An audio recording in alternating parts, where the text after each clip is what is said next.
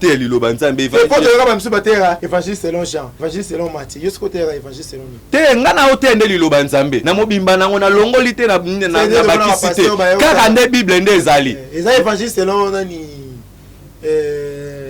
René te selon ngati.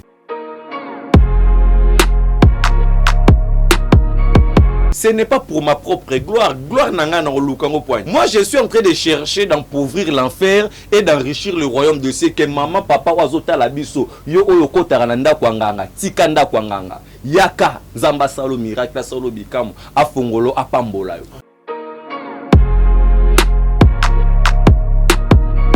Mariage mo nzamba yebiango te. Eza mariage on nzamba yebiango te. Mariage ya motuko yoke ko bala koto ko motiki pasi koto non libala na fe pesa batutu ese esengo mais yoke ko bala batu musu koto ba olela esengo na ngoni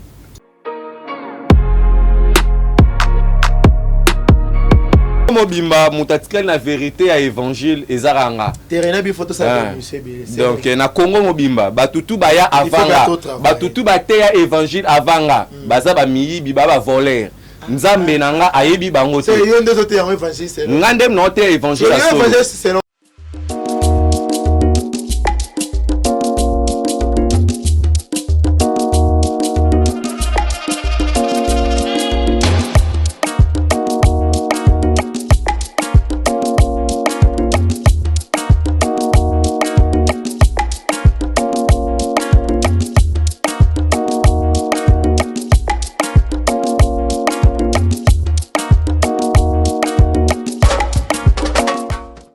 Somebody say that Majabu Gospel is coming to the United States? Yes, Majabu Gospel is coming to America.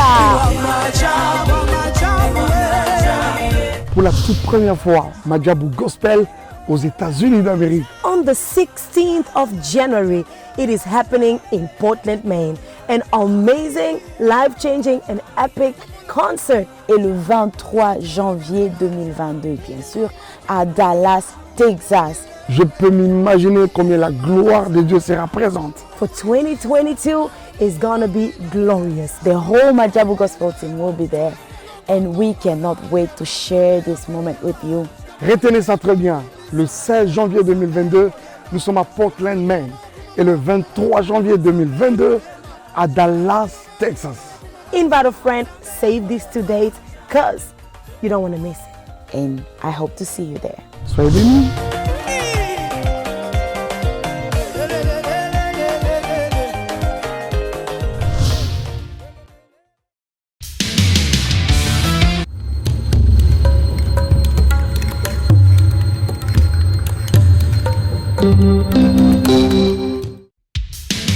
Merci, joie libre. Donc, c'est que la comité, vous signez content en Aïe. Mais pour vous, mon bien, vous avez la scène mon corps. Sarato la TV. Vous abonnez. Vous m'avez content en Aïe. Mais vous signez la Barça. Nous avons 10. Il y a équipe. Nous avons Suisse. Il y a Messi. Il y a surtout, il y a Barcelone, il y a le monde entier. On va dire la femme, non, mais soit bien le monde entier. Tous abonnés, na Sarato la TV. Vous devez vous un contrat dans la. Merci à qui.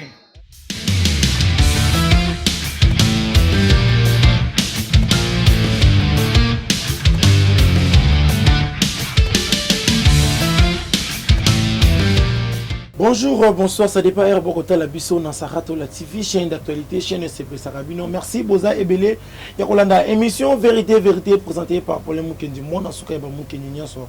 Ya Mukolo Molelo na Mbeli Bino Bongo évangéliste Motonanzambe na kombo ya René Abiri. René Abiri oyo batu ebele ba yebi azalaki chroniqueur, azalaki beziste, azalaki youtubeur. René Abiri azalaki belé na YouTube lelo. Mais René Biri a décidé de commencer évangéliste, à comment ça il a Nzambe, Lolenge et Sengeli. René Biri oyo azalaki bongo na la Chine. René Biri oyo azalaki bongo na Karine Mokonzi mami la baronne a profité pe kopesa yembote motema ya père ba petit. Là j'ai profité pour le baba. Bon voyage na la patronne maman Sarato la motema ya papa Diego Milito. Bon séjour depuis Dubaï balobi to kokote makambo moto na succès. Voilà, merci l'ingénieur Axe Wazali bongo sima ya caméra, merci na bon délivre bon sécu, merci na maman Sylvie Bayena motema ya papa Guy Bayena le conservateur de la SAP italien. Voilà, émission vérité mokolo molelo ne to yambeli bino bongo Renabiri to ko beteli solo makambo kaka toujours bonzambe, mais avant de toko tapena ba actualité nyonso to ko linga ko découvrir Renabiri. Qui est Renabiri? Renabiri akota monde médiandeni. Renabiri a commis évangéliste lolenge kane. Wana ezali bongo makambo oyo to ko sola bongo na Renabiri. To ko beta peli solo ya libala ya prophète Francis Tatu oyo abota ko bala. Libala wana apparemment bande ko belé bazo ko salela ngo analyse na bandenge na bango. Mutuna mutazolo ba selon ye. Mais biso pe to sala pe analyse selon Bible. Biso to sala selon ité mon biso te mais to sala selon Bible. Selon au Bible le bami to lo bapeli solo ya ndeko na biso oyo azali bongo artiste comédien Gabi oyo na ngambu ya poto kuna abeli liboma na abeli yango parce que akenda kokuta soki mwasi na ye na parrain na bango to solanga elongo na Renabir. Voilà, Montréal sur le même langage nangai fungolanga déjà plateau bandeko ba découvrir déjà Renabir azda de anabiso awa tonton évangéliste. Bonjour. Oui, bonjour Paulin, et puis bonjour aussi na peuple de Dieu au Brotalabiso partout dans le monde. Ticket Nzambe Yalola, Nzambe ya René Abiri, Apambola Bino, Nzambe Nanga, René Abiri, Ona Kumbara Mabolongo Butu na Moy, aza la réponse. Yaba problème Oyo, Ndeko Azota Labiso Azali Nengo, Okozala Ozolanda Biso, ce n'est pas au hasard Nzambe. A salié te tokutana encore nandeko ozali kotala na émission na ebiete makambo ezali vraiment pe ba réalité ezali belé na mukili. Mais je vous dirais de ne pas vous fatiguer et que la réalité est effrayée kondimana yote. Garde toujours ta foi, persévère, n'est-ce pas qu'il est écrit dans la Bible, celui qui persévérera jusqu'à la fin verra la gloire de Dieu. Donc lelo si kana ebisa maman moko papa moko azota la biso émission otie si là ozo recevoir guérison na yo. Il suffit kozala na kondima okozala katana lokolo. Nzamba za capable kande ngozota la bwena émission lokolo bandi ko bota kane sika o ikatana kiwa. Nzamba za capable yo mutu o misu ikatana ki. Pendant que non lo baboito ça l'émission de comment à cause à la peut-être à likolo mbetu na hôpital batali balobi ke kana yo bato mukili bakokia balemani na yango. Donc je ne te dis pas seulement de m'appeler. Pour ça dans l'obio benganga et ozala lokwa ndeti ngai Renabiri na ba pasteur oyo ba lelo na ba biloko ko sakala ya babiloko mususu wana et ozala lokwa ndeti ngala ba moto andenge moko. La ngana pesi bino ba moto. Ngana sengi na ngai yo ko benga no ngai te. Kaka nesi koza. Telema. Ozana problème à ma colozo tungisayo. Kake si cause ali par la foi au nom ya Nzambe ya René Abiri. Na kondima nao na sengi no benganga te. Je sais que tu as des problèmes. Je ne te dis pas de m'appeler ko benganga tende ko sala ke ozo solution na ba problème na yo. Juste que avoir la foi. Oza musala te. Laisse que l'Éternel le Dieu appelle son musala. Ozana problème à ba trompe au botakate. Laisse que mon Dieu, quand une mission ozo banda boy, quand toi ne bandeli, makambu pe asika e banda pe na vie na yo. Na lobi banda non na vie nos journalistes, batu ba mona pe monene ya Nzambe na nzela na Nzambe a élevé yo. Bande ko pe bota na biso bo recevoir onction wana na kombo na Yesu. Amen. Amen. Voilà, j'espère que émission est vraiment dédiée à mon pasteur là. Je vois notre papa. T'es dédié à ba pasteur. T'es nganezo dédié na papa. OK, t'es menga suko na dédié ngona batunyo surtout oyo batambola na robanga Nzambe te. O batambola na robanga Nzambe te. Parce que batambola na robanga Nzambe pour Renabira ye pona batu oyo bayebi na Nzambe te. Pona ba brebis perdi batu oyo ba négligeaka batu ba boyaka ke nguya ya Nzambe puissance ya Nzambe zalaka. Donc ngai na ende pona bango. Voilà, quant à moi émission za dédié na ba pasteur. Ba pasteur bo vanda bocha ba kitiboyo ka penza biso. Ba pasteur, to sale émission à deux personnes. Renabiri a dédié na bandeko oyo bayambana no Yesu te, bato bandimaka Yesu te. il y a des dieux bon de ce qu'on a des dieux na pas pasteur boya botia ba bible na bino wana bo vanda wana bo zape ba kopa mai bo milaka malembe là j'ai profité ya ko pesa mbote na notre papa évangéliste Claude Kabundi Walesa motema ya maman Angèle Nzeba Walesa centre de réveil mobimba na pesi bino ba mbote Canada Paris États-Unis partout centre de réveil mobimba bozali na pesi bino ba mbote voilà merci na maître avec Adjibo esprit libre autotombe avocat di Barbas maître avocat na moko mon vieux moyaya merci na yo Rena Biri santé déjà là c'est déjà ça qui toko avant na toko tala nyonso na ngina no na yeba comment ozokabola musala na yo ya journaliste na musala na Nzambe. Bon, en fait, musala ya Nzambe ezali musala oyo na bengama nango na botama nango. Et alors musala oyo ya chronique to pe kosala musala ya journalisme wana ezali métier nanga. Et alors musala nanga donc ngai René Abiri na musala nanga na préféré tout ça les Nzambe ensemble. Donc c'est-à-dire que avec ma chaîne YouTube Trace RDC News, on se débrouille pas mal. Il y a aussi la exhortation et la prédication.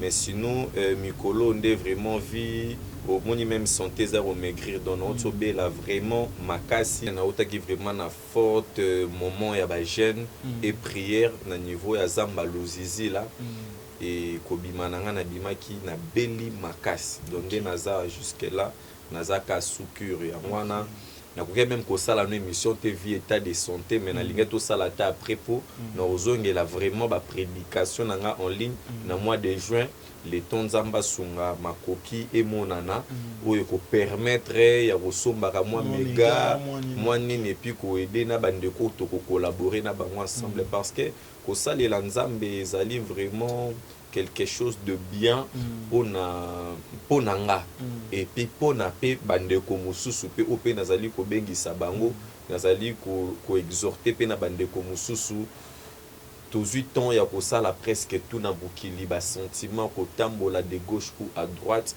ba biso ba Rena Biri soki ke mutu a gagner ka vie na masumu tope na kozala musika na Nzambe mais le to gagner vie donc sinon on n'a pas gagné la vie on a compris que non, la vie meilleure c'est en Jésus-Christ. Donc loin de la face de Dieu, ce n'est que le misère. C'est ça. Merci Rena Biri, j'espère qu'il fallait nous ezamba la liboso to yamba on a plateau oyo. Il fallait plutôt yeba bien sûr aux évangélistes mais permettre biso to meka koyeba origine ya Rena Biri. Rena Biri azalaki journaliste. Comment on s'est trouvé dans les médias?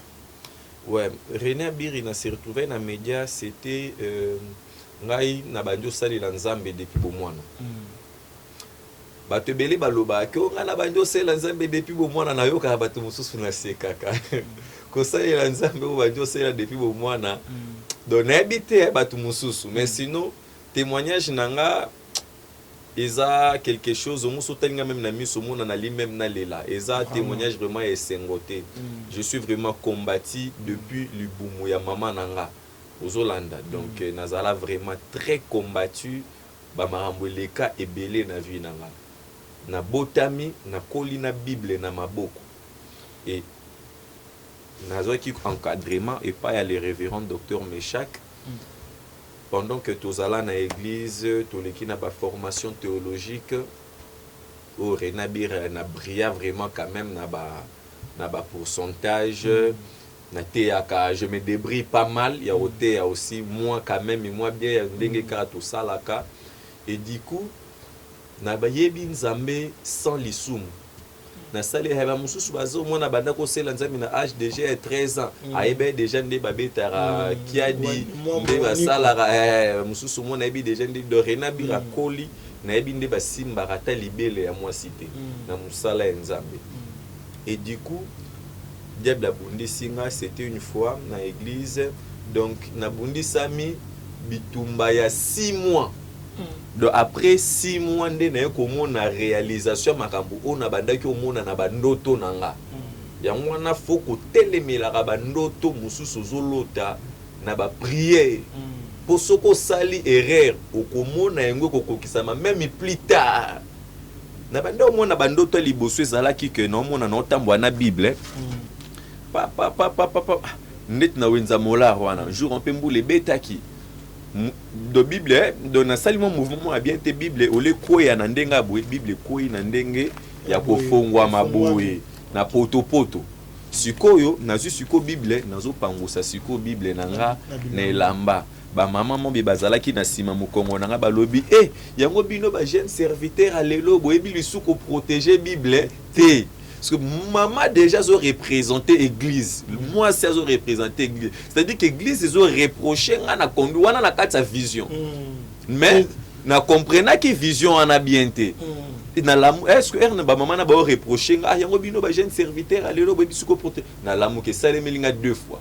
Parce que jour mususu na uta kindaku na kende église wana na kibomoto boy.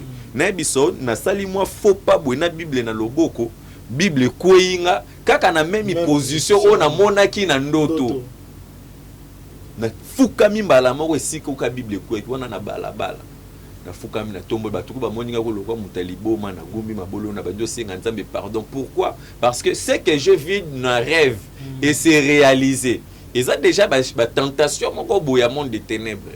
Et quoi arriver jour mususu na fandi na église na église na lali na permanence batu mususu ebele ba se trompa ko mono ba problème elekelelo na vie olobite na kima na kende ko lala na église soit na kende pa ya pasteur songolo même pasteur ozo kimelela wana ki ko expliquer ba problème ya vie na yo c'est un sorcier à cause de la paix démon, c'est un impudique yebete lo sambo ya mutamasumu et comme maranango kutute.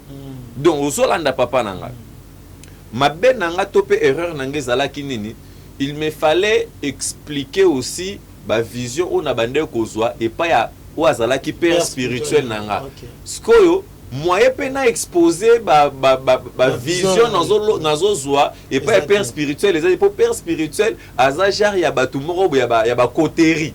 Donc deux fois il est pour, deux fois il est contre, deux fois ozo comprendre. Voilà pourquoi j'exhorterai aussi nabaye o ba mibenga ka ba père spirituel soit baza na ba grâce ya ko diriger batu na kati na église. Il faut que senga na nzambe apesa bino mitema ya monene. Ozolanda bozala ba hypocrite bolinga ka bandimité pour intérêt soit pour profiter. Sœur Christine le rôle apesa ko mwa mbongo, il faut zala nae moi bien aller o ya koto le rôle apesa raté faut zala nae dur au clou wakaye au contraire au perdre et belé. Mais le mal aussi était que si j'exposais aussi malgré ça et peut-être je ne pourrais pas aussi arriver na ba marambouana. Nyalali na permanence na moni na kati ya permanence vision nzamba fongolinga miso molimo na moni mutu moko baye na mbwa mbwa ngo ba poil lebele azwi mbwa muye moko mutu amemi mbwa aboko kota na église asuki libanda ya porte. Voilà pourquoi la Bible nous dit même les séjours des morts après viendront point devant la porte de l'église. Ozolanda dans l'église ils alinga yo na de soto sangani unité on a des osa la force l'église c'est-à-dire muto yo aye pour combattre l'église ye moko kuta suki libanda mais à côté ici esprit na ye ndembwa wana ngasiko na fandaki na moi espace monga la na église na memaki bébé na ngana memaki wana parce que en époque na même atati le lopo parce que je pensais que ils ont raté mais ils ont parce que nazala kasoki na otea au mona de juste à l'introduction soit au milieu soit na ba moment mo bomona na santa ke loro mo bekitaka na recevoir nguya moko bo na santa me loro moko boya et uti likolo kitika tinanga na komi transformer na santa ngo sikoyo eloko wana na perda kyango ozolanda na perda kyango ndenge nini et ko sala ke mbwa wana era continue na kati pa ngasko na memaki bébé bébé wana nde le Saint-Esprit bébé wana na biso bébé moko kitoko donc j'ai la joie mon cœur vraiment ezalaki man esengo ya kosimba bébé wana et du coup mbwa era koti aleki ngana alakisi nga premièrement que église nde boza wana ba impidiki na ba impidiki de po ngana na tikala kosimba ta libela mwasi te mbwa leki na kati église akoti na permanence alakisi ke na batu bana permanence etamboleli eza bien te mais objectif ya mbwa eze pa enani et pas nanga mbwa koti etumba ya wana faut faire attention dans la vie etumbe kokota na famille etumbe kokota na musala mais eza na objectif ya mutu moko nde ezoluka ozolanda c'est-à-dire que makambo molimo yango moninga Rena Biri nakota azamba pamba nakoma ko éviter kozana mokili pour omona ba réalité ba makambo belé papa na nga il faut kozala concentrer na ebisa yo pour na rochiter na moni mbwa erasilisi ko sala tour na ya lopangu objectif ya mbwa loko lezalaki ke ayande pananga na moni mbwa ye amatelinga ko matela mbwa matelinga na nzoto bébé oyo na memaki na maboko asali nini akiti abandi ko tambola tu sais wana nde ezalaki séparation ya nga Rena Biri na Nzambe. Donc c'est-à-dire que il faut faire très attention dans la marche na vie chrétienne.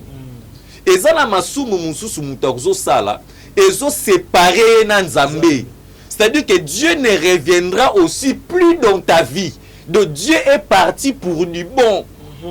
Yana masumu musu toko limbisa, yana masumu musu toko limbisa te. Bien sûr que la vie chrétienne est fondée sur le pardon, mais il y a d'autres choses oh toko ko limbisa te. Yangwana mes sœurs et frères, serviteurs servantes de l'Éternel, arrêtons de faire l'hypocrisie. Arrêtez, c'est l'autre côté. Parce que quand tu fais de l'hypocrisie, c'est toi qui es en train de se profiter de ça. Mais aux aliko, c'est faire diviser. Nanzambe. Papa Langa. Moi, nawana kita atamboli. Et comme atambwa matelenga nanzoto, na lamuki na tongo na sentir pantalon nanga pesali nini et mouillé. Pantalon nanga poli do ba super menanga libanda. Na kutu na kanisa ko nzire sope nini po vision we kimenga no dans un premier temps. Na kutu na frère moko bena minute soza na poto ndeko ba Jomak na kutu na papa nanga tala na lali na mo c'était pour ma première fois na mona ba super menanga pe.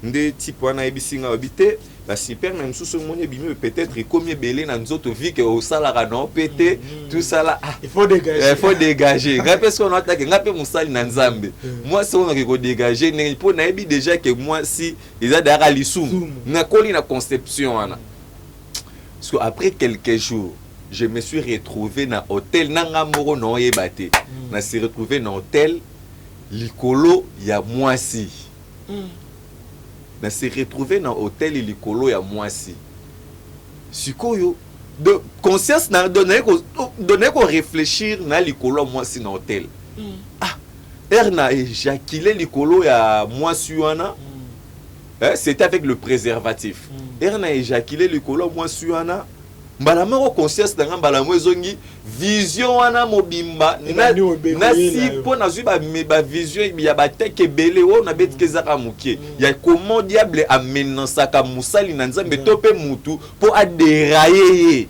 ozo objectif ya monde des ténèbres ezaleni ba dérailler nga kaka balongola nga kaka omoni ya mwana omoni soko zo sambela ndeko ko sala ba aventure te yango omoni zo sala nga pasi ba ndeko musu bazo na ba faux prophétie ba faux témoignage bazo pesa batu bambo pona ko corrompre la évangile toté ya rabatu eza makambo lipa na nguba te eza makambo ke démonstration ya puissance ozo comprendre yango omoni bazo kokate bazo kosabana batu bazo sente basera batu bazo violer bazo décevoir ainsi de suite yango omoni biso moko bakolo Yesu Nathalie Benalobi te nakoki jamais kotika évangile ekufa au moment où Rena Biri nazali en vie.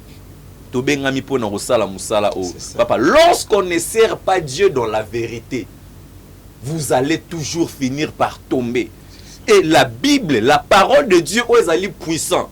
Oyo zali koyo moni que nos places oya oluko profiter na kati na évangile. Papa, je peux vous expliquer ou vous démontrer comment mutu oyo azotambola na kobanga te ndenge nini lisupo lisumu ezalaka na force moko objectif tango eza elongola yo komba ya monde des ténèbres ya liboso ezaka ke elongolo nanu na kati na présence na Nzambe oyoka mutu mso azoloba no te nga bonzambe silaka te atala meli na nga castel moko e osalelo te bonzambe te bonzambe na kati donc akomisa ngolo la expérience ozo ndelo ndezo boma basali na Nzambe belé donc osale na Nzamba commission lokola expérience te biso ze loko famille père asalaka maman nanya asalaka ngape na koya na kosala te musala Nzambe za bonte Nzamba za esprit oyebi te zo souffler eza royaume te donc c'est un peu samedi er na ki ko se retrouver le colon nzoto moi si Vraiment, pour te dire la vérité, moi, je suis un aliboso, nga renabir na kusha qui n'est na laquelle qui est mbalamon ma bien. Na évité ceux qui ont envie, tous ceux qui ont koufa, ceux qui ont envie à reconnaître. À reconnaître, il faut pas longo la malédiction, mais sinon, j'ai senti des écailles quitter les yeux. Bako sorti. J'ai senti des écailles de cette séparation entre moi, René Abiri, et Dieu. De na sentir vraiment mon écaille. De RK nous la rose éjaculé le collant moi si boy. Ba écaille na sentir que monsieur Fongwami. O ba olo ba l'intelligence du monde. Ba ndeko nanga bolula mokilité. Je vis le monde comme ça dans mes mains. Donc c'est par là na comme qu'on s'efforcer ba otchanga pe na programme pe na te na cher na o mata pe na cher na o te ya batu. Mais nga moko kati na ngai eloko naza convaincu na nous te na marambu wana. Vous comprenez nga moko no se senti même esprit wana Saint-Esprit ndenge ya esprit ya Nzambe ndenge ya ka komona soki ndeti no te ya au monde na ko sala 2-3 mouvements mona so na tomboli maboko bo sentir esprit ya Nzambe ye l'esprit de l'Éternel et esprit de l'Éternel nazela esprit de l'Éternel et ya ka lisute vraiment donc na comme ko sala mo batu ba te ba mona ke oui moto yo o te ya bien mais à monter ce qu'on expérience non parce que tu as l'expérience un sentiment Saint-Esprit parce que batu baby déjà ki abira te ya bien parce que batu baby ki abira soit prier mutu mutabi kaka nexonde na comme ko éviter ko bondele la batu au moins qu'on partage aussi nazo boya papa nanga parce que mon troisième pudique tant on imposer le beaucoup à partager la répéter c'est René Abiri j'ai épargné plusieurs aux Hollandais de yango moni tito zongeleli musala Nzambe boye malgré que j'étais dans le péché na vivre na kata masumu ainsi de suite na ba bêtise ba délire mais natikali ko déborder ba limite nanga tant que chrétien parce que je savais un jour je vais y retourner parce que c'est l'œuvre de mon père c'est ça. Vraiment, merci. Et d'ailleurs, juste mon parcours, il y a René Abiri, on va comprendre que René Abiri est envoûté dans moi aussi. Bandekoba c'est toujours mais là ça t'es envoûté dans moi c'était nga satana c'est montant satana ça lui moi plan aye on le la monani c'était vous savez le piège du diable pour na ko surmonter ango ezaka prière vie de prière soroza non la vie de prière te est difficile au surmonter ba piège ya monde des ténèbres. C'est difficile. Vraiment. C'est difficile. Très difficile. Vous savez, même dans le contexte où il y a Massoum, pour notre... bon, on l'appelait pasteur, on l'appelait frère, mais pour moi, il n'est plus frère. D'accord.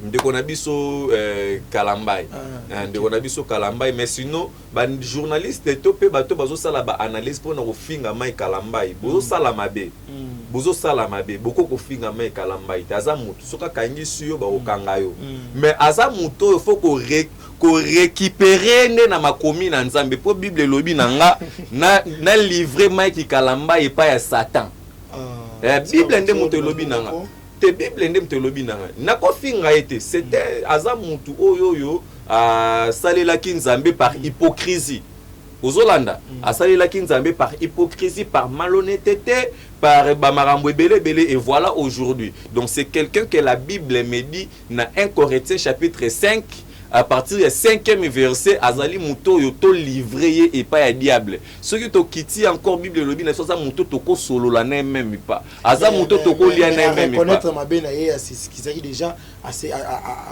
s'excuser azongi na makolo Nzambe comment bino basala Nzambe bokolo basu mais sinon il faut comprendre que la Bible ndenge za batebele même ata batebele ba mibenga ba soit disant ba père spirituel ou ba évêque général banani tout ça là bakosaka peuple de Dieu na makambo etali Bible yana ba makambo o balinga côté loin de version na ebiso ba ote yango te ba ote yango te ba koka ko ebisa king frère te que non osali mabe batu lo ba Michel Bakenda banani baza batu bako telemaka susu te ba yembelelera batu banze ou azo yemba ni non ce sont des gens qui viennent pour s'enrichir aux Hollandais. Or on ne vient pas chercher de l'argent au nom de l'Éternel aux mona Aman Aouti mboka mususu aye pa ya Élysée pour recevoir guérison. Après avoir reçu la guérison, alinga pesa Élisée ou ezali bomengo ba bien. Élisée tela lobite non.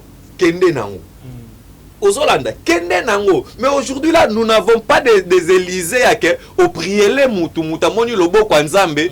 Au moins on bandi déjà la serra ça la mouvement to pe frère ya okot ça lobo on a porté monnaie ni. Non, voilà. Yo na boso sambeli mutu abiki. Eso papa ni le wala sambeli nga na biki. Moi $1000 moi eza yo zote. Te, tout n'a nini. Il peut se la réponse malamment. Non, on peut se réponse malamment. Explication d'être bon. La Bible nous dit, vous l'avez reçu gratuitement. Donnez-le aussi gratuitement. Aux Hollandais. Voilà, on a besoin de mon frère Patrice. Il est alba Robert à concert il y a Batubaya au foot à ticket. Il est le bandé à bête des concerts en plein air. Mais c'est à Teka. Obi baseda teka zembu soka chango na YouTube soki mutu atali yango zo coûter tant sous $7 yambu ya production siko kasi ezaka côté ki sarara ezaka côté ki sarara ezaka ya ofelete ezaka ya ofelete ça va to loin ezaka ya ofelete mais sinon ngai René Abiri soki na prier mutu exigeante que mutu il faut ka kozwa mbongo zo opesa non. C'est-à-dire que la Bible nous dit quelque part que l'homme donne selon qu'il a résolu dans son cœur. Ou on a selon le livre Galates. Aux autres, na mutu apesa lo lenge oyo a résoudre na motema na ye. Ce qui mutu amoni te bamusu bango baza bongo te. Ndeti ndeko moko na ko prier ba moni loboko ya Nzambe atel bete papa. Na ndenge na moni lokolo na ngezalaki falaki bakata mais yo prier lokolo biki. Na moni ke na zwata mususu autant na pesa. Mbongo wana ezali po servir na kati ya église ezali po esunga ba mama veuve ba orphelin eta la côté micro ezalaki bien te somba moi micro esala musala na église mais lelo ba pasteur au moins na pasteur aza na mbongo tellement ebele mais na église na muta bonga zala raté Ozolanda azala toujours ko incriminer bandimi bo pesa parce que ba frère baza ke to ça na musala te yo pasteur ozala ba mituka msusu kutu efanda likolo mabanga etambola kutu te mais tandis que na kati église ba chômeur baza batu baza wana na makolo un bon pasteur le rôle ndeti nga René Abiri muto ponga nazada na munala na cœur wana ya ko aider bato ko sunga batu bazala nga ba yebi Ozolanda par exemple que j'ai reçu de l'argent ya ke ndeko moko azala peut-être na sida ndeko Ozolanda kobukana na ote il y a des faux oyo baya baloba ba makabu bondimi la bopesa ki bango pe chance mais lelo nga René Abiri s'il vous plaît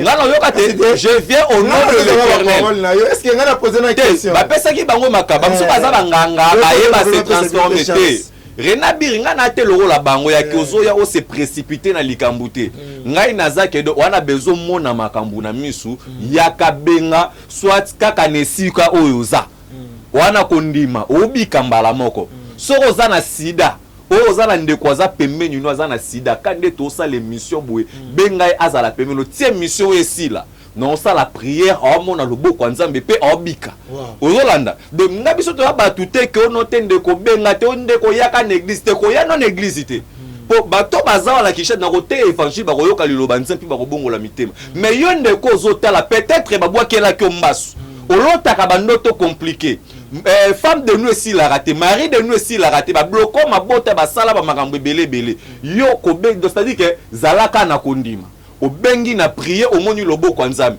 ndeko kotala ke noti na pesi moi quelque chose nga rena nde naza tu sais il y a combien de chômeurs qui sont là auprès de moi nga mona nous chaîne YouTube ndeza wana ezanga 2000 francs kosomba 1 giga ceux qui chaîne côté en fonctionnement. Vous voyez combien de jeunes oyo barozala que chaque fin du mois au moins $50 au moins $100 et kusunga bande ko anate. Voilà. René Abiri bande omso balo baka René Abiri ko zonga nengo lo baka ndinge babenga ka évangéliste bozana ngoka base parce que yo ozala pembeni na Karine Mukonzi oza mwana bokoli na ba base. Boyebi ki boyebi nepe ya base ezalaka. Po ozala pembeni ya la Chine ozala na mami. C'est que tu as solo baboye musu tam soro za ata la bolika René Abiri asaniga base tes papa langa moni on ne se moque pas de Dieu c'est ce que la Bible nous dit on ne se moque pas de Dieu nzambe aza te ke no ofandi chez bino nzala ebeti yo bapiaka ebeti yo loko olobi kotanga mwa 2-3 versets so toyebi koexplike bible oye olobi te okomi mosali ya nzambe tokomi ovivre yango ebele mais de ce que moi je sais bible ezopesa biso parabole ya biloko baloni eboti na bambuma mabe ozolanda Jésus alobi botika yango ekola et toza na période oyo balu bakoti ba se transformer na image ya ba meme tokoyeba bango kaka na bambuma na bango ozolanda René Abiri nananga mutu soki nalobi ke non naza parfait oui naza parfait mais je fournis des efforts ya kozala juste non devant les gens qui sont en train de nous regarder parce que batu baotala biso eza eloko te j'ai que de bénéfices s'il vous plaît j'ai que de bénéfices na regard ya Nzambe ozolanda bata mukili bakotalanga ils peuvent aussi apprécier ce que je fais ce que je dis mais si Dieu ne l'apprécie pas ozolanda donc j'ai beaucoup plus d'intérêt envers Nzambe que envers bato mokili c'est-à-dire que concept ya René Abiri atiki makambu ya banini et tout aye ko sali la musanza non René Abiri bibezi bien et puis ba oyo bazo sala ba lokuta ba prophétie na ba TV wana ba sala ngo ko te salité s'il vous plaît ba sala ngo pena nous salité pour nga René Abiri na so no bito kosa to kosa ya dégâts est-ce qu'il y a kozolanda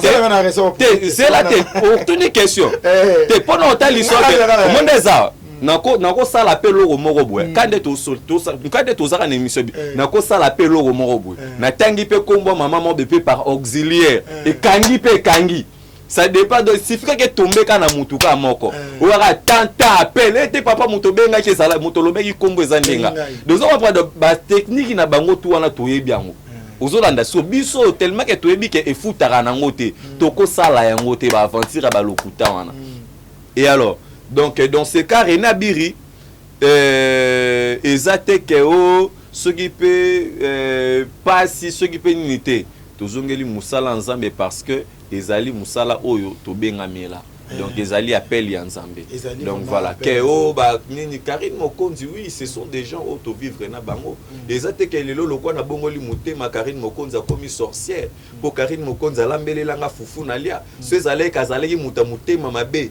topé ba mitema ba keto mais baby ça peut vinanga ozo comprendre c'est-à-dire que alingenga pe na bolingo ya solo non kende pa ni wana binana nzala abaloli pe fufu do talaka alambi vraiment fufu do Karine Mokonzi alambi ma fufu ba abaloli fufu bi kabira na nzala biri fongola congélateur chauffer moi nini wana ba biso ba René Abiri tozu ba grâce wana te ko kena ndako grande sœur na bino mombi ya famille o fongola congélateur ozo mela pe secret ndengo lingi mais to sali wana bandako ba Karine Mokonzi o ba arma ba ndekone moko propre temps sous ba poussa na rakutu te ozo on peut tout là na ba chambre vide hein Arma Arma c'est mon frère o ba te bandeko na moko ba Arma ba sala ngote par rapport à quoi par rapport à quoi ba Arma ba kolina baza ba petit frère ya Karine Mokonzi mais bazali ba propre baza siko ba tu oyo ba linga pété vraiment ndeti ke komi bimisa ke note Karine Mokonzi ya na biso ke ba ya kaka ba chaka ba tu musu mal à l'aise donc c'est-à-dire que Karine vivra bien tanya nani ndeko ya Karine mususu wana mwasi na kombo ekiminga wana avivra pe bien Arma pe avivra pe bien c'est va vivra ya ndenge na ndenge muna mutuka la ndenge na ozo biso yo to vivre na Karine Mokonzi na biso le rôle ba petit frère ya ke wa pe na problème pe ya chaussette ba lo mami na linga na la ta chaussette na moni ba yibi chaussette mo na singa au moni ndete ezwa 500 francs kende somba ya dali sungi ozo comprendre ya dali sungi donc ba to pe ba za nzinga na ebe ba sunga bino ouais bato pe bazala pe nzinga Karine Mokonzi pe bato pe bayeba ki biso pe na sima pe ya Karine Mokonzi pe basunga pe biso pe to sungama pe na moi quelque chose wana esungaki ozolanda donc esungaki donc il est important esungaki donc voilà René Abiri donc voilà l'homme de Dieu René Abiri na en plein succès pour ça il a succès on est à YouTube penza ozaki makambo so ya René Abiri a tige ba micro boy pour pesa makambo na ndenge esengeli oyoki mokili soni te directement comme évangéliste. Est-ce que obi o utiliser succès na yo ozali na mokili na yango bina profiter kana ke mamo na ndenge bonzambe te? Non.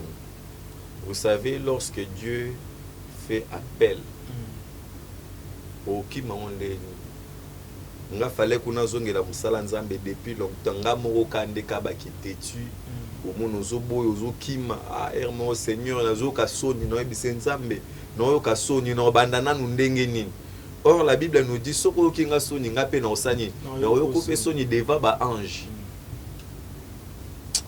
si na biso malgré on a succès moi ni ba tout mususu to mona na YouTube mutu mususu omona etam so succès na YouTube yakakin fanda naye asolola non ba réalité wa viva na yo moko ogangi oleli yana batu mususu nga nakutana na bango kana kati ya YouTube oyo journaliste atalibi Rena Biri anda mona ka Rena Biri succès aka simbikisi po le kata musu Rena Biri na succès mais or ba Rena Biri biso to ebinonda kwa nganga te rolanda na kota nda kwa nganga te c'est-à-dire que malgré que nazalaki na kati ba buzoba na banda ko se contrôler po conduite na ngande zawa nde toza awa fini nyako bima na loenge ko Rena Biri senta kinga o journaliste ni na mwasi ko bima awa ko Rena Biri amata kinga azate te papa langa azate journaliste montant de c'est-à-dire que ko mona mutakala journaliste morote ya mwasi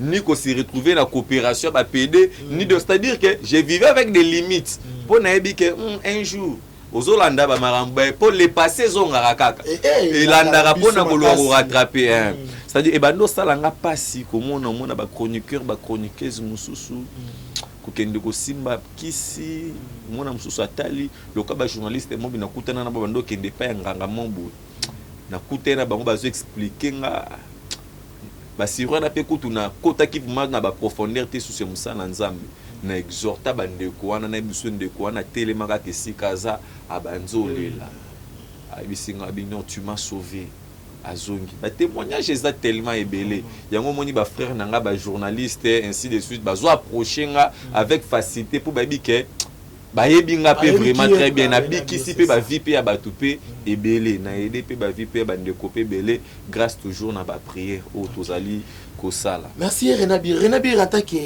évangéliste tout à comme on a moko ya ba pasteur ya bengami bon na kombo ya français tatu a divorce to banana bon to bon mana libala après ça ba prophétie qu'il y a oh j'espère yo mo yebi ba bazana mbetu na hotel après ça ba prophétie ya ba MP ba chambre 26 to suite yo ko suka na prophétie ya ndika oyo frère moko le kana TV pona ko lobaki professeur nezaki ya lokuta d'après yo en tant que pour na minute yo nazozo aussi sous en tant que chroniqueur te confrère na chroniqueur te mais nazozo en tant que l'homme dédié évangéliste. C'est-à-dire tu comprends que ba professeur belé ba ça na nzambe bo pesa na biso bo fondaka yango bo créer na mutu mo bo sololi après bamba bo po epesa biso succès to epesa biso makambo te papa lango moni nzamba lobaka non pa pamba te moto ayela ba kino to pe ba congolais forme ya nzambe oyo alobaka pamba nzamba moni yo ozu prophétie ozolongwa boye na bureau mususu sokota prophétie te nzambe alobaka pa pamba te lokola mwana mwasi alobaka pa pamba te nzamba amuta charisme nzamba amuta respect pe a respecta amutu soki alobi c'est que ya marambo est important pour na ko instruire peuple na ye ozolanda nzamba koki koloba te pour na ko humilier vie ya mutu ozo comprendre nzamba respectera corps humain makasi ndozo mona adana fr balembuma nzamba zali koya na Genèse chapitre 3 Bible zotali c'est que adana f bazoloba ke non ba bomba mi nzambe bazobanga nzamba mona ndidité na bango nzamba saleli adana f bilamba ya banyama Yolanda asaleli makasa menzamba kesa asala ba bilamba banyama po a couvrir nudité na bango donc nzambe akoki ko dévoiler nudité ya mutu te comment ya yo prophétie ebimelela mutu na hôtel. Comment comprendre que c'est du mensonge? C'est un prophète de malheur. Baza lokola ba Balaam. Vous comprendre? Donc c'est-à-dire que c'est so bon dans l'obe bandeko na ngai. Quelle prophétie ko kendo ko ebisa mutu ke no tendeko ndeko saliwa no za ne kobo soit nzamba non. Nzamba ko humilier mutu te. Nzamba ko humilier mutu te. Nzamba za miswa nzambe za juste nzamba za saint. Bien sûr que nzamba mona katina bakati tina sama bele tina putulu mais nzamba kogi ko sala marambo obino bozo sala te. Papa nanga bo croire nga que ezali magie. Ezali magie. Ebele bazala ba magie, ba pratique ya magie ya ke afandi awa esprit ezo contrôler. Bon, je me suis allé tout ça l'émission na expliquer comment fonctionnent ces esprits na adoption ndenge nini batuana bazwaka yango pour se faire des prophètes. Ozolanda pour se faire des prophètes bazana makambo o bakendara bakoti basali bazui ba pratique. Alors baroza azata mususu ba P7 ans sous charge, il y a 3 esprits, 4 esprits. Oh ya zali ko gérer. Ba esprit na donc c'est-à-dire que ça ba biloko na yebiango. Vraiment. Donc c'est-à-dire que prophète oyo a prophétisé pour na bandeko bazali na hôtel. Oh, ce qui peut nini tout cela c'est un faux prophète. Évangile tozote ya ezali ko fanda na ba veni discours te, mais par la démonstration de la puissance ya liloba nzambe. Ozona mais ce que tango yo zozwa mutu. Opesi mbongo ya kopesa faux témoignage, ndeko ya kopesa faux témoignage pour batu ba mona et attirer batu. Donc c'est que nzamba ngo oyo tozote ya. C'est que ça la raté. Auto-limité, c'est que tozo limité nzambe. Ozo prendre. Ya mwana nga na zwebisa bana na nzambe. Oui, c'est vrai. Comportement et ba prophète, ba pasteur, ba docteur ainsi de suite et de savoir bino. Mais parmi les faux, il vous faut savoir qu'il y a aussi des vrais. Ozolanda. Et alors, kobungisa kondima na ote ba biso basali na nzambe tozali. Peu importe problème ozali na monde koyaka. Prophétie échangeaka vie ya mututé. Prophétie ko bongola si ba situation mboka te. Mais prière e ko sala ke ba M23 ba c'est compliqué bango na bango ba mibeti masasi. Prière. Toko gumba mabolongo papa nanga prière eza force mususu. Ba mama nanga ba papa nanga bolinga prophétie te. Prophétie za nango prophétie ko koya muta ko koso ko manipilo na ndenga prophétie yango so mona na se a prophétie ba bimi na basi na bino na sa ba prophétie ba sentele bino bana na sa ba prophétie ba komi ko scroquer bino ba yibi bino ba mbongo na ba sa ba prophétie ba opeso prophétie ya makambu o ekokisa makate nzambe alolenge nini oyo akoloba na mutu likambu mutafandi pe 1 mois 2 mois na makambo ngo ekokisa mate. Est-ce que ça la sens nzamba lobi na bana na Israël nzela Moïse j'ai attendu la voix de mon peuple. Voilà dans le livre Exode chapitre 3. J'ai attendu la voix de mon peuple et je suis descendu pour leur délivrer de la main des Égyptiens. Et ceux qui tentent pour ça délivrer bango. Mais il y a bango ma prophétie ba pesa. Ti lelo ekokisa makate mama obongaka te vivite mbongo te libala te mwana te santé te. Et dans ba pesa prophétie. Bazo ba kisako ka ba prophétie. Il y a un sens te mon cher, mon frère. Jésus Soloba, il y a d'autres esprits makaka par des fortes prières et des jeûnes. Il y a katogumba mabolongo comme ça démon na oya bundisa ka vino akima. Il importe toi tu as besoin de la prophétie ou bien tu as besoin que vina onde ezala délivrer. Ozolanda, ne vous confiez pas à ces faux prophètes na ba mensonge na bangwana. Confiez-vous à l'Éternel. Oyo azobundelela yo azo éloigner maladie mosika na yo azo éloigner kufa mosika na yo azo éloigner de ba blocage ba makambo belé. Mes frères et sœurs, ne vous fatiguez pas. Oui, c'est vrai, aux alatans sous criminels, au boma batoche la baninga ba poison, au sali batumabe, le monde t'a haï, le monde t'a rejeté. Mais moi je viens te dire, reviens à Dieu. Aux serviteurs de Dieu, peut-être au simba ki bakisi déjà ba refait ça yo. Oza pasteur mo simba bakisi oui, c'est vrai, tu as touché la magie pour osaler l'anzambe, mais aujourd'hui là, je viens te dire que Jésus te pardonne. Reviens. Tout ça les l'anzambe na bosolo. Ozali prophète au pesa ba faux professeur lokuta. C'est ozali chantre au senta ba sœur obimana ba femme mariée, surtout les kambo obimana ba femme mariée oyoyo. Bande konanga ba serviteur, ba prophète, ba pasteur peut-être boyebi grandeur ya lisumu te lisumu surtout ekobo na mwasi ya mutu mon frère faut que ça l'attention tala lokola ka o ekomeleli ndeko na biso Devos artiste comédien groupe évangéliste bandeko lokola ba Devos ndeko na biso nani Gabi ndeko na biso Gabi o ya groupe évangéliste mais à côté on a to ko ebi na loba yango pe na annonce qui dans tout non ebi to dans tout non to ça na likambu ya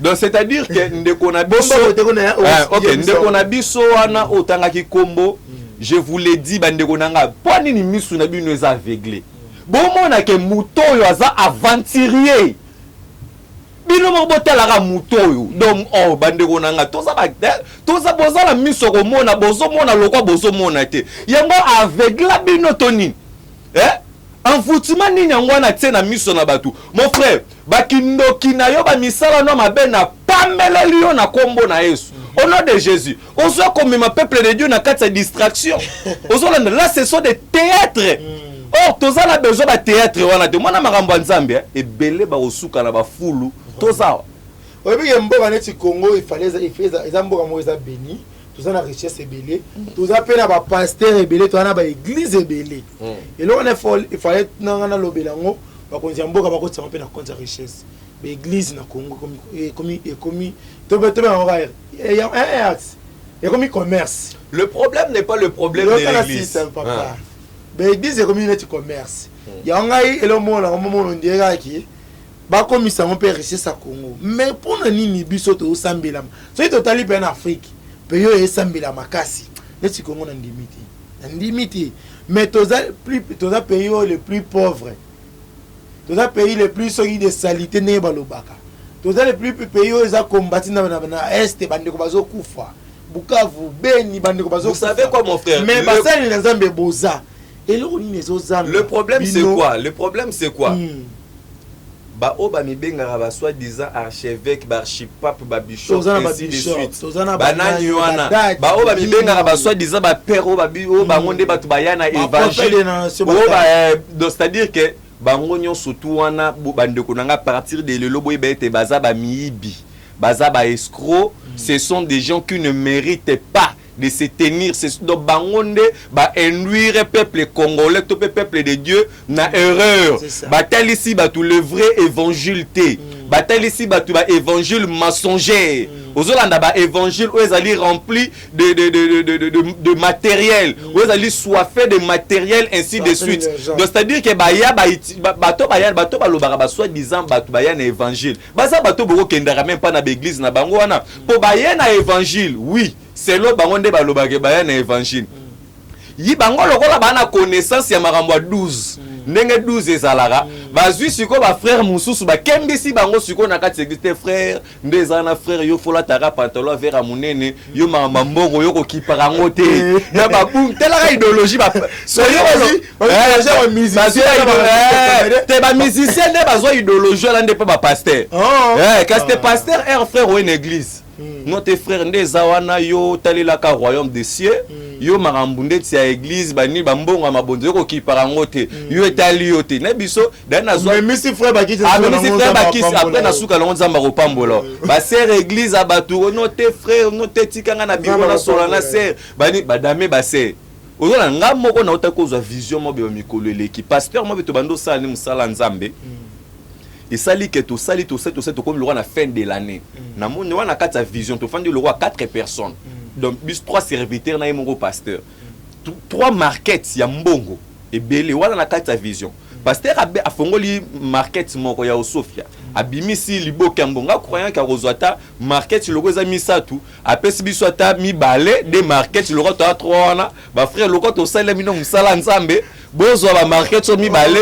bokabola na biso pasteur nzora azuk a koti loboko abimisi brique akati alias à 12500 à 8000 francs pesi frère Ali Bosso à 8000 francs pesi frère Ami Balé à 8000 francs pesi nga à jusqu'au le reste c'est kala kanga mobu à côté ici à bendisco tous les 3 sacs na makolo na a bisi biso abiba frère nzamba pambolo wana na kati ya vision mbala moko na lamuka ki na bisi nzambe na bite nzambe zongisanga ka na vision wana ka kote ka vision ekatana ki wana na zongela wana na zongi peka na vision su na zongi su na pongi na zongi lisu na vision place wana na bisi na bi pasteur to saleli nzambe biso nyonso banda ndenge bandaki et puis na ndenge pe évangile ndenge batu batondi na église ba effort na nga évangéliste abiri la tei makasi batu babiki batu moni lobo kwa nzambe na tei na bawenze batu maboma babiki bakufi basekui mais comment zo pesa nga 1000 francs betalaka musato se ba frère ope base musala nzambe pasteur ebisinga wana na kati ya vision na bandaki musala oyo na bandaka ngona yo wana pasteur na kati ya vision so na lamuki siko na bandisiko beta siko étude ya analyse ya vision ngona tani na lobi donc c'est que église nazo servir nzambe et église ezali ko promettre avenir te donc nzambe alakisi nga déjà que pasteur wana azali pasteur moko azali na cupidité d'argent un esprit ya partage te ba pasteur moko te na Congo awa okozala pembeni na ye azala pe na esprit ya ke a faire évoluer yo asunga yo pe grâce na yo pe kende liboso te bango ba kolingaka ozalaka na sima na ye osimbela ke kaka bible à cause de bilona on to moni ba église ebimé belé au mona te muto ye na désordre na maramba ba église lisusu bien na kati ya Congo ezali Joël Francis Tatu po alinga koyoka te ozolanda ye azalaki serviteur na kati ya église Philadelphie ozolanda déjà na Philadelphie ba prophétie na yo wana batikala rondima ngote déjà nazo biso vérité nga déjà nazo vision ya église wana Philadelphie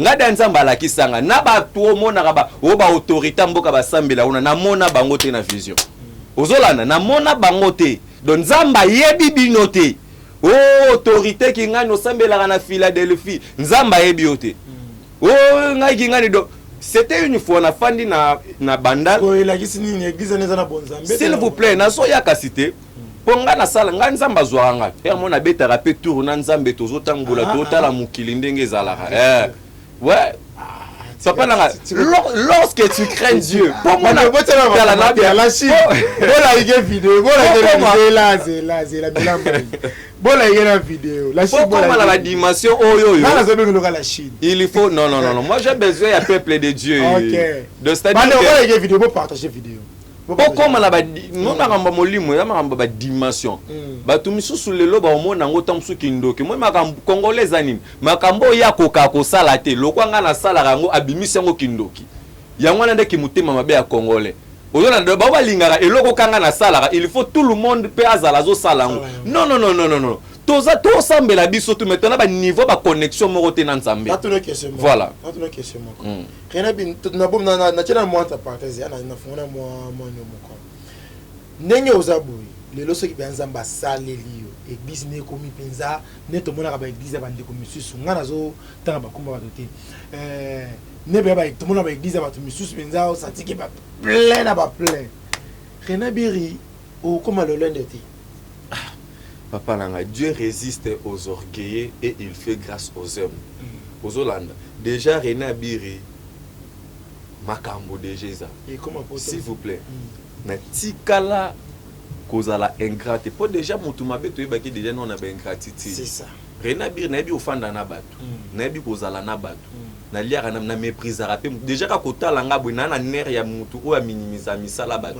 c'est ça je sais comment respecter les gens mettre les gens à sa place mais ngai prière na ngai René Biri zalaka ken ba mbongo toyoka batu musu balaka nango ba millionnaire ba milliardaire ainsi de suite si Dieu me fait grâce donc devenir aussi un millionnaire un milliardaire ça serait au bénéfice de l'évangile au bénéfice des enfants de Dieu, c'est-à-dire mututor aux ala pembeni nanga bangonde ba premier bénéficiaire bato bazalaki pembeni à Jésus bangonde balaki ba premier bénéficiaire ya marambo nzambe mais comment yonga na tozo sala musala par exemple une entreprise be na Sarato la TV maman na biso Sarato la ole abanda d'abord ko aider bino azo wele la kokende ko aider ba refele ba la ngaba est-ce que ça a sens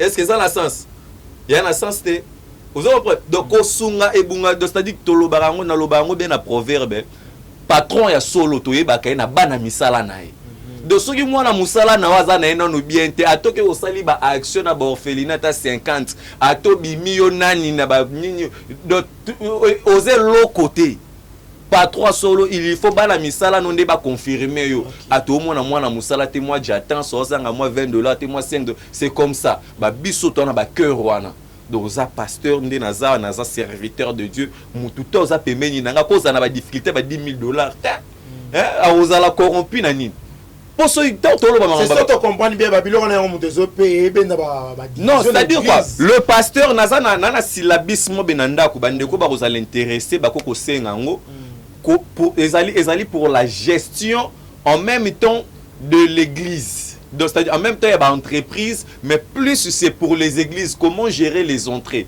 Problème, il y a église, il y a Congo et Zanine. Gérance, canalisation, il y a entrée. Exacté. Mbongo ko kota na église et yebelo ko sala te pasteur sur atal le moka bina ma pasteur sombelela mwana nga Flori kuna lupango na ngaba sombelela mwana nga be pasteur a sombeleli mama pasteur mbongo mabonza église ole sunga ba mama veuve ele sunga ba nini ba panier pe ba kisa ba kiti ba nini mais pasteur a zui mbongo offrande a sombeleli ngo olobi na ba église bocha ba panier blo nyonso wana ba ofele ba ta prison non ndezana naza kutu contre d'ailleurs bato batambulaka na banzela pour demander de l'argent kabelela borfele nzambe moko papa borfela sengelela borfele mbongo te na nzela ozo comprendre c'est-à-dire que il faut en respect ba orphelin il faut en respect ba veuve ono to mona mutu be na salisi ONG nanga na kokende soutien pa ba orphelin na ko soutenir ba maman veuve mutu nyonso za na mbo tala boko salela ba président de la république contribution mais ba orphelin ba salela bango contribution te yake oya ye na $5 na $10 mutu nyonso oya sangisa mbongo ya contribution pona ko sunga ba veuve na ba orphelin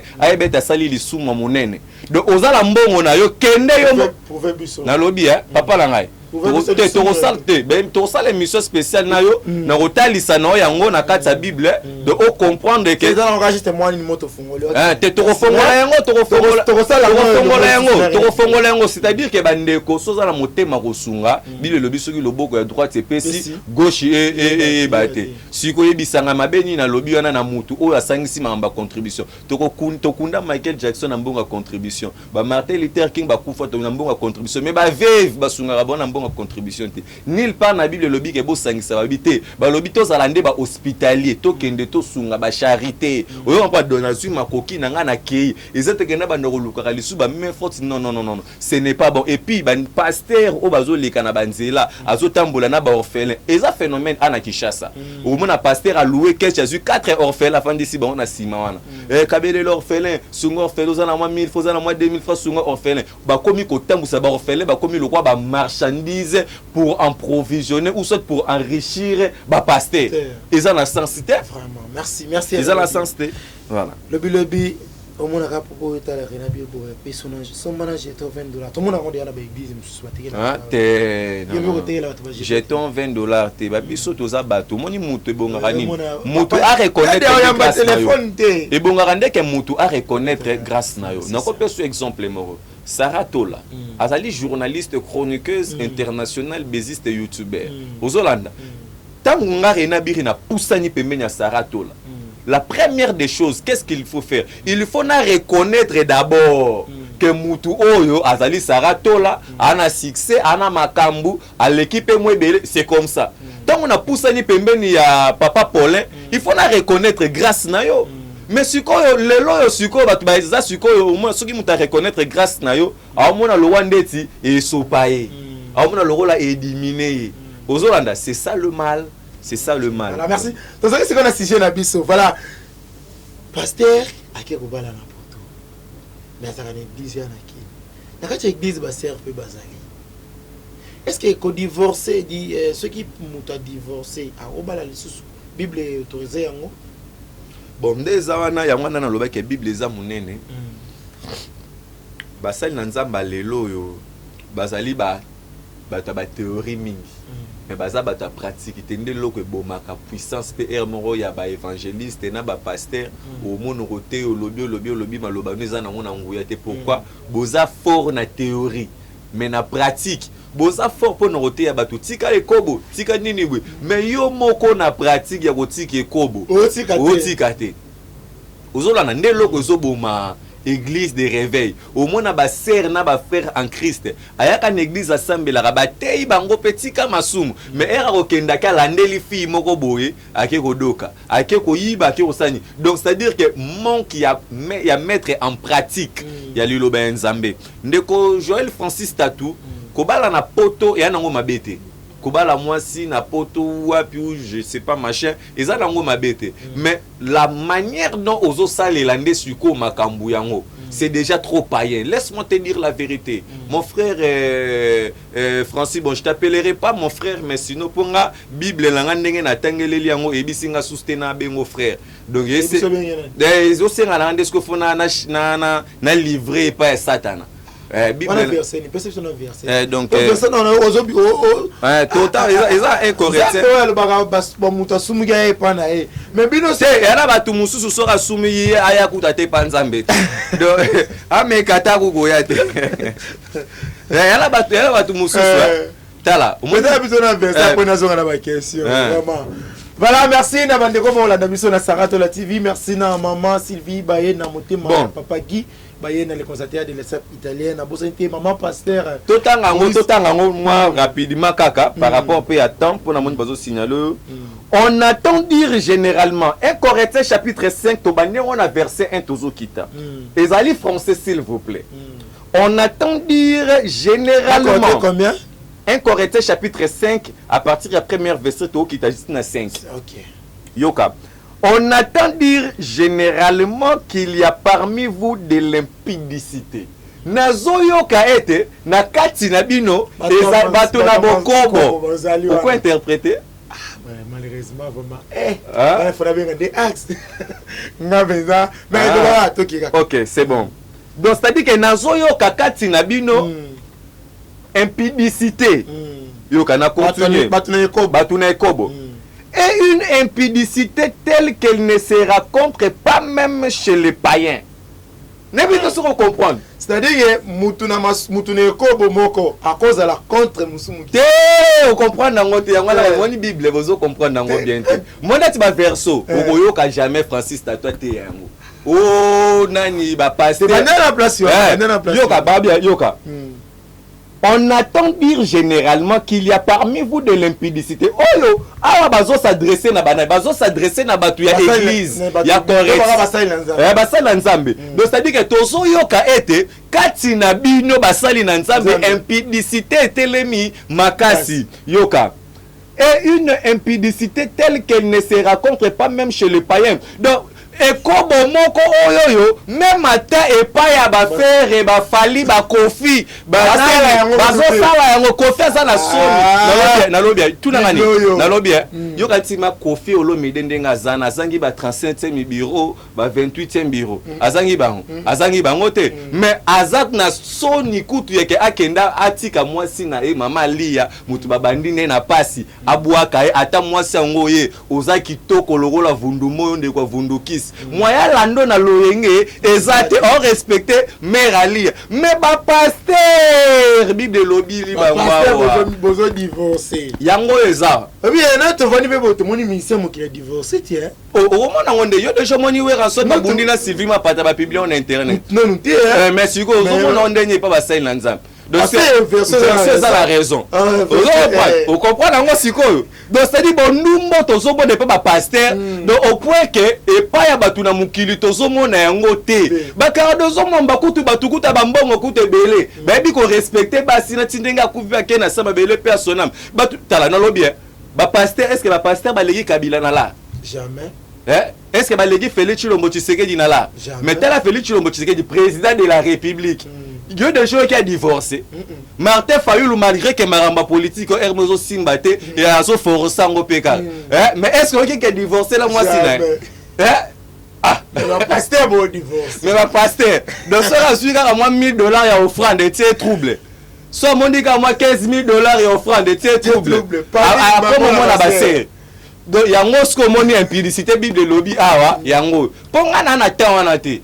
nakofinga Joël Francis te nakofinga basani na Nzambe nakofinga bango te mais nga Bible lobi na ngande na na bango kasi de bande l'émission na baki to sala l'émission selon selon Bible to sala Bible lobi nga Bible lobi singa ke na benga na bango na livrer bango nde pa ya diable comment va placer tozo koba et vous êtes enflés d'orgueil et vous n'avez pas été plutôt dans la fiction afin que celui qui a commis cet acte fût ôté du milieu de vous. Mutu oyo a commettre acte oyo ya impudicité. Aza mutu fo bolongola ye. Mutu zolo ba makambo ezali Paul papa. Mutu ate fondation makambo na Nzambe. Parce que yebisanga est-ce que bango balegi Paul?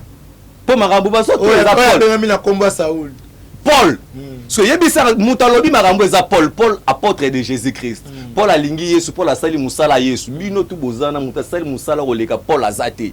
Ozolanda donc à part kaka nga René Abiri mutu nazoya na idéologie te oh ah bien mais bien ici me pèse exemple tout la ngani 2 jours awa Nzamba otso lobelelanga na vision que notre ozala qui 100 personnes na mokili bato bazala esprit positif o baza emporté poussé par le Saint-Esprit toi là qui 100 99 bakufi na tikali kangamo na mokili ona na vérité liloba Nzamba bango mo ba miyebi bato mususu bakufi aza vivant akufi maza vivant zo vivre tozo tanga makomi ya Nzambe émission na moni yoka ozo comprendre alobi fut ôté du milieu de vous donc c'est bon longola e kati na bino de Bible lobi bongo yoka sikoto kiti na 3 pour moi absent de corps mais présent de l'esprit j'ai déjà jugé marambo bato bazo sala lelo ya kobala au deuxième femme au troisième femme déjà ba jugé ngo kala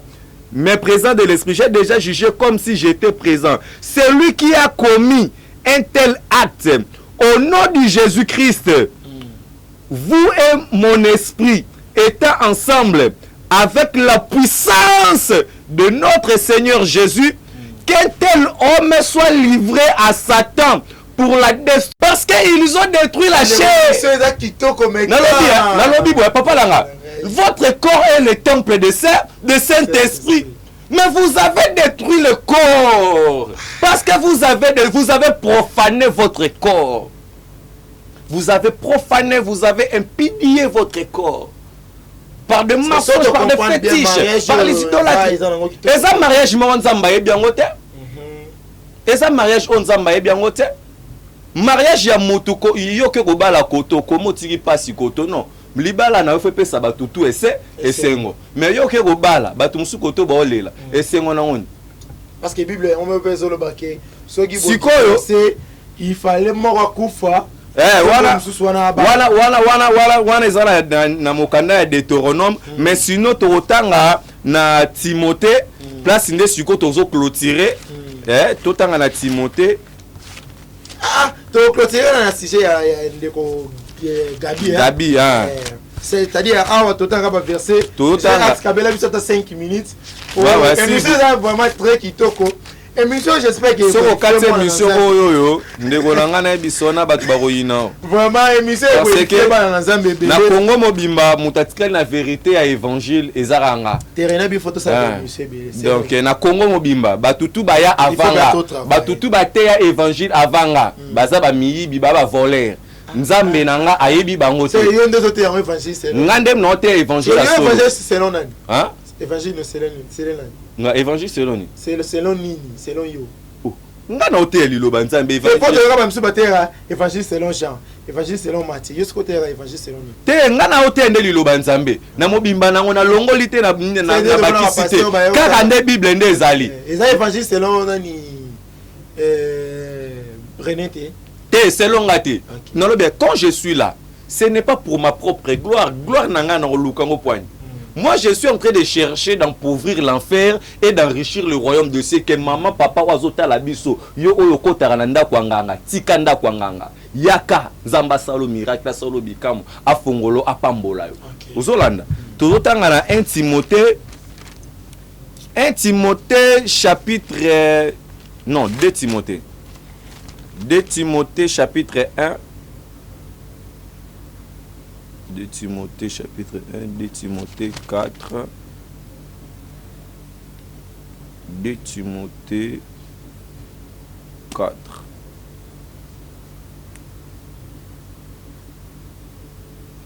De Timothée 4. bino mpe bokomaka baverset bokomaka deya baverset na bapapier yo mpo vérifie na ndenge na yo bakomaka mpe déjà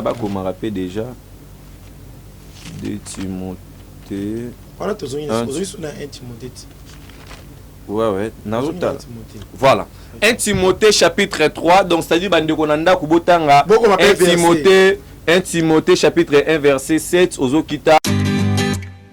Vous avez une entreprise, boutique, ONG, église, restaurant, chaîne de télévision, parti politique, école, université et autres. Et vous voulez que tout le monde soit au courant de vos activités avec Muntu Technology, nous avons une solution pour vous. Nous avons la capacité de vous rendre visible dans le monde entier. Nous allons créer pour vous un site internet, une application mobile Android, iOS, chaîne YouTube, une page professionnelle de tous les réseaux sociaux, sécurité informatique ainsi que le marketing digital. Et nous allons monétiser tous vos services afin de vous permettre de gagner de l'argent sur Internet. Nous sommes sur l'avenue Kabinda, numéro 211 dans la commune de Lingwala, référence Kabinda Center. Veuillez nous contacter au plus de 143 82 09 34 440.